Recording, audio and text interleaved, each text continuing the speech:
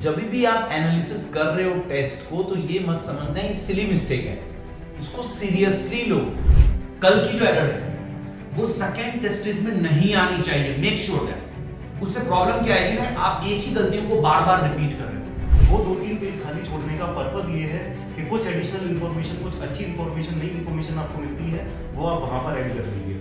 Hello GW soldiers, अभी test का दौर चल रहा है और बच्चे बहुत से परेशान होते हैं कि सर टेस्ट किस तरीके से लिखा जाए और बहुत सारे प्रॉब्लम्स हैं। तो before starting this panel discussion with the best teachers of the country in the civil engineering, मैं कुछ बच्चों के प्रॉब्लम्स को हाईलाइट करता हूं। हम अगर बच्चों की कैटेगरीज को डिवाइड करें तो हमें कुछ बच्चे ऐसे मिलते हैं जहां पे उनको या तो टेस्ट लिखते हैं या तो नहीं लिखते हैं। अगर लिखते हैं तो कॉन्फिडेंस नहीं आता है, और अगर जिनको कॉन्फिडेंस आ जाता है तो ओवर कॉन्फिडेंट हो जाते हैं। तो उन सब के बारे में डिस्कस करने जा रहे हैं विद द पैनल मेंबर्स, जिसमें हमारे मृगांक सर है, none other than बादल सोनी सर है एंड अनिरुद्ध सर है। So let's move one by one with the different parts. अलग अलग जो कैटेगरी मैंने बात की है उन सब के लिए मैं एक एक करके डिस्कस करने जा रहा हूँ। तो पहले मृगांक सर, मैं आपसे शुरू करना चाहता हूँ। सर, जो पहली कैटेगरी के स्टूडेंट्स है, जो बच्चे टेस्ट से डरते हैं, अगर हम बोले कि उन्होंने टेस्ट दिया ही नहीं और वो सोचते हैं हम डायरेक्ट जाके एग्जाम में बैठेंगे, तो क्या ये सही स्ट्रैटेजी या गलत स्ट्रैटेजी? सर सिंपल सा है, एक बहुत चीज बोली जाती है कि जिस दिन जब आपको फाइट करना है, युद्ध में जाके लड़ना है, उससे पहले कई बार आप उसको प्रैक्टिस करते हो कि ऐसे होगा तो क्या होगा। सारी चीजें तो नहीं आप कर पाइएगा, लेकिन अगर आप पहले से प्रैक्टिस करके रखें कई चीजों को, तो 90% से 95% आप अपनी एरर को कम जरूर कर पाइएगा। अब इसका सबसे बड़ा फायदा टेस्ट सीरीज का है सर, जो बच्चे कंफ्यूज रहते हैं कि test series is for marks, कि मेरी रैंक क्या रही, ऑल इंडिया रैंक, इस चीज से ज्यादा जो सबसे बड़ा इंपॉर्टेंट है टेस्ट सीरीज का, कि आप अपनी गलतियों को फाइंड आउट कर पाओ। जितना ज्यादा आप गलतियां फाइंड आउट कर पाओगे, उतना ज्यादा आपकी एक्यूरेसी बढ़ेगी, उतना ज्यादा आप गेट में स्कोर कर पाएंगे। और सिर्फ टेस्ट सीरीज देने का ये मतलब नहीं कि आप टेस्ट सीरीज दिए और छोड़ दिए, उस पर आप काम ही नहीं किए।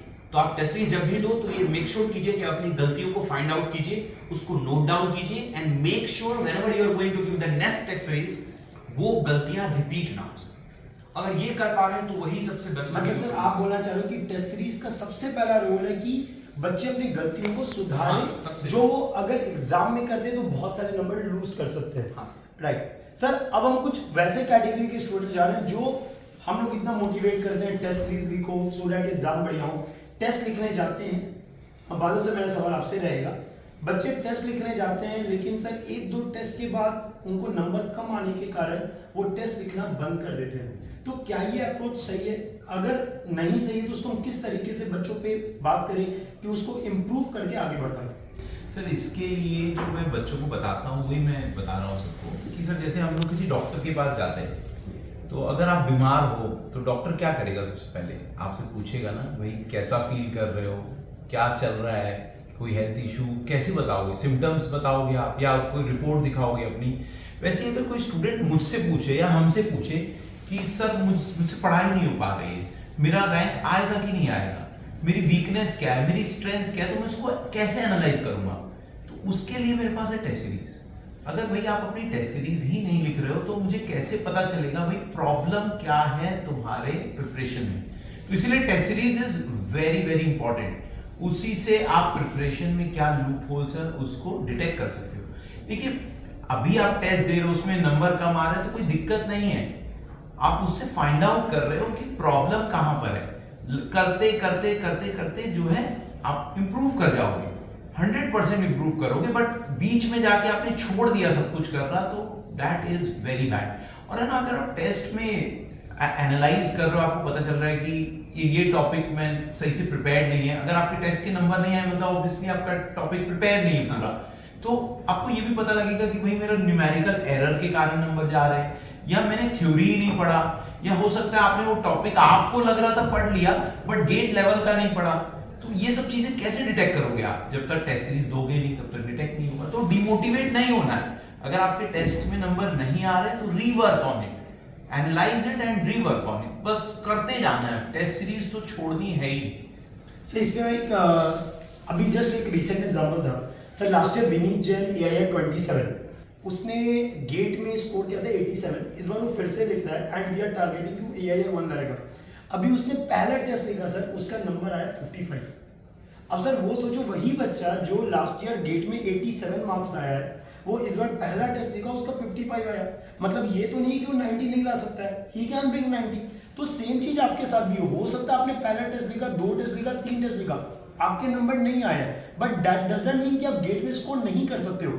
आपको continuous you need to give the test, you need to practice, और प्रैक्टिस के साथ साथ जैसा सर लोगों ने बोला कि एरर्स को फाइंड आउट करना, कि यार मैं कहाँ पे एरर कर रहा हूँ, वो रेक्टिफाई कर रहे हो। अगर कॉन्सेप्ट में एरर है, कॉन्सेप्ट को सही कर रहे हैं, और फिर हम वापस से जब प्रिपेयर होकर टेस्ट सीरीज लिख रहे हैं, तो वो बहुत जरूरी है। और सर एक चीज मैं पॉइंट में बोलूंगा कि टेस्ट सीरीज में अगर आप बहुत अच्छा मार्क्स ले आएगा बच्चा, तो ये मुझे वो गारंटी नहीं दे सकता बच्चा कि मैं गेट में अच्छा लाऊंगा। और अगर टेस्ट सीरीज में खराब मार्क आ गया, तो ये आप गारंटी के साथ नहीं बोल सकते सर कि वो बच्चा आपको गेट में भी खड़ा। तो टेस्ट सीरीज को इस माइंडसेट से आप दे ही मत कि ये आपका मार्क्स है और गेट में यही सेम कैरी होगा। क्योंकि किसको दिखाना सर, ये तो आपके लिए ना, आपके एनालिसिस ये बिल्कुल खुद के एनालिसिस के लिए। अनिल सर, मैं आपसे एक सवाल पूछूंगा सर। अक्सर क्या होता है, बच्चा जब टेस्ट सीरीज भी दे रहा होता है, तो टेस्ट सीरीज के दौरान वो नॉर्मल कैलकुलेटर यूज करता है, वर्चुअल कैलकुलेटर यूज नहीं करता है। तो ये किस तरीके से उसको हार्म कर सकता है, और बच्चे को इसको क्यों अवॉइड करना चाहिए? सर एक्चुअली क्या होता है कि हम जो चीज़ लगातार प्रैक्टिस करते जाते हैं ना, उसमें हमारी स्पीड अच्छी हो जाती है, उसकी हमें हैबिचुअल हो जाते हैं, आदत हो जाती है। जब हम लगातार अपना नॉर्मल कैलकुलेटर यूज करते रहते हैं, हमारी उंगलियां अपने आप ही इतनी तेजी से उस पर काम करने लग जाती हैं, उसमें स्पीड अच्छी हो जाती है। और फिर वो बच्चा जब वर्चुअल कैलकुलेटर पे जाता है, तो उसको समझ नहीं आता कौन सी की कहाँ पर है, क्योंकि कीज का अरेंजमेंट डिफरेंट है, और जिस स्पीड से वो क्लिक करता है, माउस से क्लिक करने की भी एक्यूरेसी उसकी इफेक्ट होती है। तो जब वो वही चीज, वही क्वेश्चन सेम अगर वहां पर अटेम्प्ट करेगा, तो उसकी स्पीड काफी कम हो जाएगी। शुरुआत में तो अलग सी चीज देख के वो थोड़ा सा घबराएगा, उसको फॉर्मेट समझने में दिक्कत आएगी कि पहले मुझे रूट दबाना है, या पहले मुझे नंबर लिखना है, फिर रूट दबाना है, क्या करना है। तो वो पहले वहां पर समझेगा बैठ के कि ये हो क्या रहा है, तब जाके उसकी वो 5-10 बार करेगा, तब जाके उसकी आदत बनेगी। तो इससे अच्छा ये है कि शुरुआत में ही वर्चुअल कैलकुलेटर यूज करो, इतने हैबिचुअल हो जाओ कि आपका एक सेकंड नेचर सा बन जाए, कि जैसे ही कोई एक्सप्रेशन आया, आपने वर्चुअल कैलकुलेटर ऑन किया, सट सट सट सट, आपको पता है कि कैसे कहाँ क्लिक करना है, और तुरंत आप उसका एक्सप्रेशन डालोगे और सोल्व कर लोगे। True sir. और हर साल सर हमने ये देखा गया है कि करीबन 10 से 15 मार्क्स बच्चा लूज करता है अगर उसका कैलकुलेटर की प्रैक्टिस प्रॉपर नहीं है। हाँ। क्योंकि एग्जाम में उसको स्पीड मिलेगा नहीं, जो क्वेश्चन हो सकता है वो नॉर्मल कैलकुलेटर से 2 या 2.5 मिनट में पहले सॉल्व कर रहा था, एग्जाम में जाके वो 5 मिनट लग रहा होगा, जिसके कारण वो फेडअप होता है और बाकी चीजों में एरर करना भी शुरू कर देता है। और सर 10-15 मार्क्स से जमीन आसमान का अंतर आ जाता है सर एक नंबर पे या 0.6 नंबर पे तो कहां से कहां रैंक चल जाता है, वी ऑल नो। सिलेक्शन होना है नहीं होना है, इसी पे डिपेंड करता है। फॉर एग्जांपल से मैं वो बात बताता हूं, 306 रैंक वाला, तो 306 रैंक मेरा एक स्टूडेंट था, दूसरा का 356 था, एक का आईओसीएम में हुआ, दूसरे का नहीं हुआ, नंबर डिफरेंस है 0.1, मतलब 0.1 क्या बोलूं, 1 मार्क्स। 1 मार्क्स के डिफरेंस पे एक का सिलेक्शन हो गया, दूसरे का सिलेक्शन नहीं हुआ। एक साल गया। 1 साल गया। बस मैं सर इसमें एक ऐड करना चाहूंगा, स्टूडेंट्स को भी बोलता हूँ कि कोई भी मिस्टेक है ना सिली नहीं होती है। तो जब भी आप एनालिसिस कर रहे हो टेस्ट को, तो ये मत समझना ये सिली मिस्टेक है, इसको सीरियसली लो। एक एरर बुक मेंटेन करो, उसमें लिखो आप क्या एरर करते हो। हर जन कुछ ना कुछ डिफरेंट टाइप के एरर करते हैं। कुछ लोग क्वेश्चन सही से नहीं पढ़ते हैं, कुछ लोग ये नहीं समझते कि बहुत बार क्वेश्चन में लिखा होता है कि you have to click the not correct option, और वो नॉट नहीं पढ़ के दे रीड ओनली करेक्ट। तो ये सब चीजें कैसे पिन पॉइंट करोगे आप? उस एरर बुक में लिखोगे भाई ये स्टेटमेंट आएगा तो मैं ये करूंगा, और एग्जाम से पहले आपको केवल वो एरर बुक पढ़ के जाना है, उससे आपको 100% इंप्रूवमेंट मिलेगा। और ये सब जो वेज बता रहे हैं इंप्रूवमेंट के, these are very tough ways. इसको रोजाना करने में परेशानी होगी, बट बेटा अगर आपको अच्छा रैंक लाना है तो मेहनत तो करनी पड़ेगी। There is no shortcut to success. अगर कोई आपके सीनियर्स आपको बोलते हैं कि यार मैंने जो है टेस्ट सीरीज नहीं दी, देखो फिर भी मेरा रैंक आया, तो भाई उनकी रेसिपी कुछ और होगी, वो टेस्ट सीरीज नहीं देके कुछ और कर रहे होंगे। बहुत लोग क्या है ना, टेस्ट सीरीज देते हैं बट स्टड बनने की कोशिश करते, बोलते हैं यार बिना टेस्ट सीरीज के रैंक लिया है। उनके बहकावे में नहीं जाना। अगर अच्छा रैंक लाना है तो ट्राइड एंड टेस्टेड वे है, give test series, quality test series. हर कोई टेस्ट सीरीज लेके मत बैठ जाना, गिव क्वालिटी टेस्ट सीरीज और उसमें टाइम स्पेंड करना एनालिसिस के लिए। हाँ, और ज्यादा नंबर ऑफ टेस्ट सीरीज लगाना भी मैं नहीं बोलता कि आप रीजनेबल नंबर लगाइए, वो ज्यादा भी नहीं होना चाहिए, वो कम भी नहीं होना चाहिए। अगर रीजनेबल नंबर लगा रहे हैं, सही क्वालिटी के क्वेश्चंस आप कर रहे हैं, तो आप सही ट्रैक पे हैं। सर एक चीज मैं यहाँ पे ऐड करना चाहूंगा, मैं आपसे पूछना ही चाहूंगा कि बच्चा मुझसे कितने टेस्ट लगा, जैसा आपने बोला सर बहुत ज्यादा टेस्ट लगाना नहीं चाहिए, क्वालिटी टेस्ट लगाना चाहिए, एरर फ्री टेस्ट लगाना चाहिए, तभी आपको कॉन्फिडेंस आता है। सर एक होता है कि क्या फ्रीक्वेंसी होनी चाहिए टेस्ट की, और दूसरा होता है कि किस लेवल के क्वेश्चन लगाने चाहिए टेस्ट में, ताकि आप कभी डीमोटिवेट ना हो, क्योंकि ऑब्वियसली आप वो टेस्ट लगाओ जो स्टैंडर्ड मैच करे गेट का। अब गेट के हाई स्टैंडर्ड टेस्ट देने का क्या मतलब है, राइट? तो सर मृगांक से मैं आपको ये पूछना चाहूंगा, मतलब क्या फ्रीक्वेंसी होनी चाहिए टेस्ट लगाने की, और बच्चे क्या क्या चीजों को प्रिपेयर करके टेस्ट देना चाहिए? सर देखिए, टेस्ट सीरीज का अगर जो पैटर्न, जो बच्चे भी फ्रेश हैं, फर्स्ट ईयर वाले या सेकेंड ईयर वाले बच्चे होंगे जो बिल्कुल भी टेस्ट सीरीज के बारे में जानते हैं, टेस्ट सीरीज में आपको सब्जेक्ट टेस्ट भी रहता है और मॉक टेस्ट भी रहता है। तो जो स्टार्ट आप कीजिए टेस्ट सीरीज लगाना, वहां सबसे बड़ा होता है कि टाइमिंग का खेल, आपसे उतने टाइम में सारे क्वेश्चंस बन पा रहे हैं कि नहीं, सबसे पहली चीज तो यही होती है सर। तो एज ए स्टार्टर जब आप फर्स्ट टेस्ट सीरीज लगा रहे हैं, तो आप सब्जेक्ट टेस्ट से स्टार्ट कीजिए। आपके पास सिलेबस छोटा रहेगा, एक सब्जेक्ट का आप सब्जेक्ट टेस्ट लगा रहे हैं, सिलेबस छोटा है, आप 20 क्वेश्चंस हैं आपके टेस्ट इसमें सब्जेक्ट टेस्ट में, उसको आप टाइमली लगाने की कोशिश कीजिए। फिर उसमें एक्यूरेसी लाइए। जैसे जैसे आपका फिर 2-3 सब्जेक्ट कंप्लीट हो गया, फिर सेक्शनल टेस्ट सीरीज भी हमारे पास अवेलेबल रहते हैं, हमने भी स्टार्ट किया है सेक्शनल वाले पार्ट में। तो फिर आप 2-3 सब्जेक्ट को एक साथ लेके आने की कोशिश कीजिए, उसको रिवीजन कीजिए, उसके टेस्ट सीरीज लगाइए, उसके क्वेश्चंस लगाइए, you are able to complete revision, साथ में आपकी जो प्रैक्टिस भी हुई, और तब आप टेस्ट सीरीज लगाइए। फिर आप मॉक टेस्ट करिए।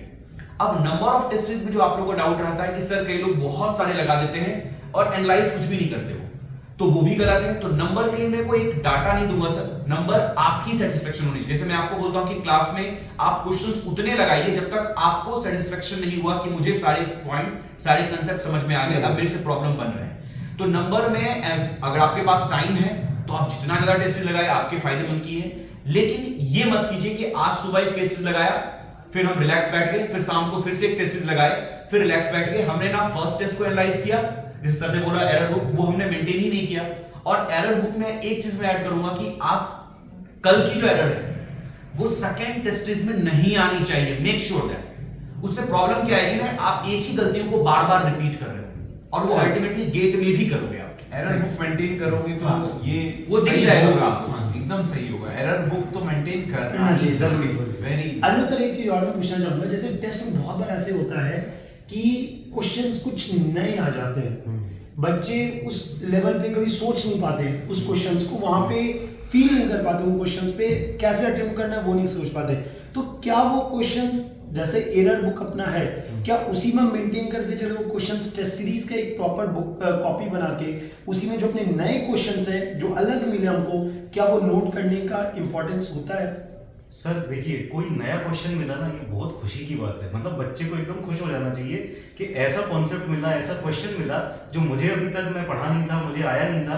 तो जैसे ही इस तरह का क्वेश्चन मिले, सबसे पहले तो खुद से सॉल्व करने की कोशिश करनी चाहिए, मैं अटेम्प्ट कर पा रहा हूँ, सॉल्व कर पा रहा हूँ या नहीं। अगर नहीं सॉल्व कर पाया तो उसको क्या करना चाहिए, जैसे हम लोग क्लास में बोलते हैं कि जब आप नोट्स बनाइए ना, तो हर चैप्टर के बाद ना 2-3 पेज खाली छोड़िए। जो 2-3 पेज खाली छोड़िए, उससे क्या होगा, आप जितनी बार वो नोट्स रिवाइज करेंगे तो उसके वो 2-3 पेज खाली छोड़ने का पर्पस ये है कि कुछ एडिशनल इन्फॉर्मेशन, कुछ अच्छी इन्फॉर्मेशन, नई इन्फॉर्मेशन आपको मिलती है, वो आप वहां पर ऐड कर लीजिए। तो ऐसे क्वेश्चन की जगह वहां पर है वो जो कॉन्सेप्ट दिया उस क्वेश्चन में, वो क्वेश्चन आप उस चैप्टर के एंड में दिखिए। जितनी बार अब आप ये चैप्टर रिवाइज करेंगे या सब्जेक्ट रिवाइज करेंगे तो वो जरूर आपके माइंड में आएगा और ये चीज फिर कभी आप दोबारा नहीं करेंगे। तो एरर बुक में तो मेरे ख्याल से ये चीजें होनी चाहिए कि आप किस तरह की गलतियां करते हैं। आपने जैसे कैलकुलेटर में 2 पाई था, आपने पाई लगा दिया, तो आप इस तरह की चीजें नोट डाउन करके रखिए कि आपको जब भी आप कैलकुलेटर में डालेंगे जो भी वैल्यूज, वो वेरीफाई करके डालेंगे। तो ये चीज आपके माइंड में होनी चाहिए हमेशा। तो इस तरह की ये जो सिली मिस्टेक्स होती हैं, जो एरर होती हैं, और ये वाली चीज हो गई जो क्वेश्चन में मिली है, वो एक कॉन्सेप्ट है, तो वो कॉन्सेप्ट एरर बुक में नहीं आएगा, वो कॉन्सेप्ट आएगा आपके नोटबुक में, ताकि वो बार बार रिवाइज हो जाए। तो अगर मैं बात करूं sir, most of the points we have talked, और मैं फाइनल अगर कंक्लूड करूं चीजों को लेके, तो points are you need to give the test series regularly. अगर आप रेगुलर टेस्ट दे रहे हो तो आपको पता चलेगा आप कहाँ गलती कर रहे हो। आपको एक एरर बुक मेंटेन करनी है जहाँ पे जो भी गलती कर रहे हो उसको आप नोट कर रहे हो। आप जो भी टेस्ट दे रहे हो उसको एनालिसिस जरूर करो कि मैं कहाँ पे गलती कर रहा हूँ, फर्दर उसमें जो आप आने वाले टेस्ट होंगे उसमें आप रिपीट ना कर रहे हो। आप वर्चुअल कैलकुलेटर को यूज करो रेगुलरली, इवन अभी अगर आप क्वेश्चंस बना रहे हो यूज वर्चुअल कैलकुलेटर ओनली ताकि आपका स्पीड उस पे आए। एंड फाइनल, आप कोई भी नए क्वेश्चंस आ रहे हो तो अपने नोट्स में नोट कर लो ताकि जब आप रिवाइज करो तो क्वेश्चन आपको डायरेक्ट मिल जाए। So thank you to all the panel members. Last point मैं ऐड करना चाहूंगा सर हाँ सर, कि टेस्ट सीरीज देते वक्त एग्जाम सेटअप को भी हमें मेंटेन करना है। ट्रू। ऐसा नहीं है कि आप टेस्ट सीरीज दे रहे हो, टेस्ट 3 घंटे का है, उसमें हाफ एन आवर के बाद आप ब्रेक ले रहे हो, व्हाट्सएप देख रहे हो, क्योंकि सर एडिक्शन है सबको। ट्रू। फोन बंद होना चाहिए, रूम बंद होना चाहिए। घर पे दे रहे हो तो घर वालों को बोल दो 3 घंटे डिस्टरबेंस नहीं। 3 घंटे वो आपके है, सिटिंग कैपेसिटी होनी चाहिए, बीच बीच में ब्रेक नहीं करना है। डिसिप्लिन, एग्जाम एम्बियंस को मेंटेन करना बहुत जरूरी है। इसमें एक चीज सर, अभी जो गेट 23 वाले बच्चे हैं वो लोग एक चीज स्टार्ट कर दिए होंगे, कई बच्चे जिनको हम लोग पहले बताएं इस बात को।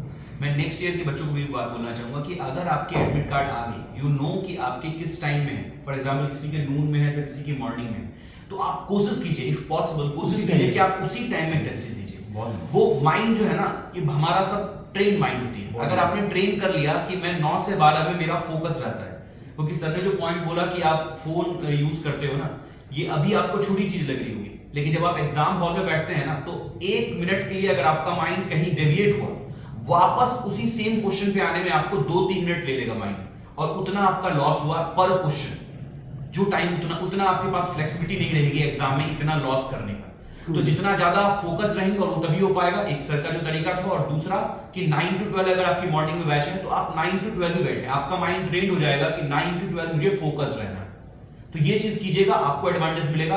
और सर जो बच्चे, आई थिंक सर ने बोल दिया है, माउस वाला तो सर कंपलसरी आप माउस को भी मन में लगता है ऐसा कि वो वर्चुअल कैलकुलेटर तो है, हाँ। लेकिन अगर वो वहां माउस मिलता है फिर उनकी स्पीड वही नॉर्मल हो जाती है। True sir. तो माउस और इसका एक ही फायदा है, जो आप जो नॉर्मल आपके जब आप टेस्ट देख रहे हो, फॉर एग्जांपल से हमारा गेटोपीडिया के थ्रू हमने जो टेस्ट सीरीज लाए हैं, गेट वाला के थ्रू टेस्ट सीरीज लाए हैं, उसमें हमारे ऐप में सर प्रॉपर आपके जो सेटअप है, जो आपका गेट का सेटअप है, उसी फॉर्मेट में आपका कैलकुलेटर है। मतलब जो आपको गेट में जिस तरीके से आपको क्वेश्चंस आएंगे, जो आपका फॉर्मेट होगा उसी फॉर्मेट में है सर। तो आई थिंक बच्चों को इसके टेस्ट के थ्रू जाना चाहिए, because it consist of 11 mock test and 4 combined test. और अगर बच्चा मेरे ख्याल से इतना भी अगर ढंग से दे दे विद द प्रॉपर एनालिसिस, तो आई फील कि सर बच्चा बहुत बढ़िया कर सकता है। एंड डोंट यूज फोन, आप फोन मत यूज करो एट दैट टाइम। आपके पास जो माउस है उसको यूज करो, और जो कैलकुलेटर आपके मॉनिटर पे आ रहा है उसको यूज करो। Then only that will be the proper environment जो आप लेके चल रहे होगे। So thank you to all the panel members, it was a great discussion, और मैं उम्मीद करूंगा बच्चों को भी बहुत मजा आया होगा। Thank you to all.